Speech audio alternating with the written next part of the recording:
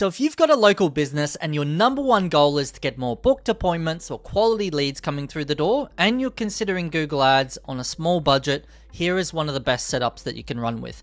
Okay, so let's say that we have an electrician and they're targeting suburbs in Melbourne. So here's how you might set that up. So you want to create a search campaign. Inside of that search campaign, you have one ad group per suburb. And so the way that you determine this is normally you go into the tools section, planning, keyword planner, and then search up Melbourne, and then look in your local area like Electrician Abbotsford, or take a guess at all the suburbs with the word electrician in front of it or after it, and see whether or not there is search volume. If there is, then create an ad group. So for example, all of these, we've found that they've had between 10 or 30 or 50 or 100 searches per month, just for people looking for that particular suburb. So we create a ad group for each one of those. Inside of each ad group, we just run with that keyword, okay? Just like this. And in order for, let's say, the Abbotsford one to not accidentally trigger whenever someone's looking for Airport West, because it can, you need to control your negative keywords. So inside the negative keywords, I add all the other suburbs that is not Abbotsford inside of here as a broad match negative,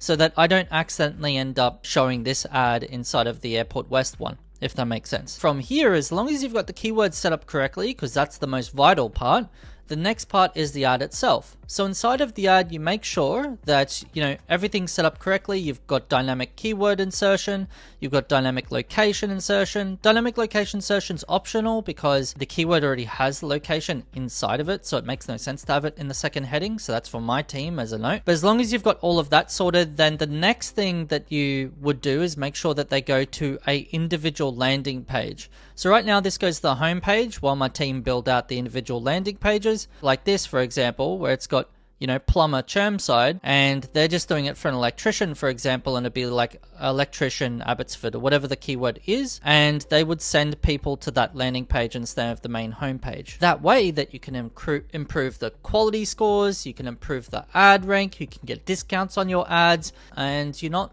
having as much wastage inside the account. The only downside of this setup, because it's for people with small budgets, is that, let's say for example we've got this and Abbotsford is doing really well and taking all of the budget, then the rest of these suburbs will never get a chance to see the light of day because all the budget is being consumed by one ad group. So that's the only downside of this setup. And if you are having that problem, I do recommend that one of these suburbs like Abbotsford is taking up all of the clicks, then you would probably have to create a different campaign just for Abbotsford only and move that over into there so that your other ad groups can, have some chance in the spotlight and they can actually see whether or not, it'll bring you conversions and stuff like that. So that's it. I hope that helps. If you've got any questions, leave them below. More than happy to answer, and I'll see you in the next video. Cheers.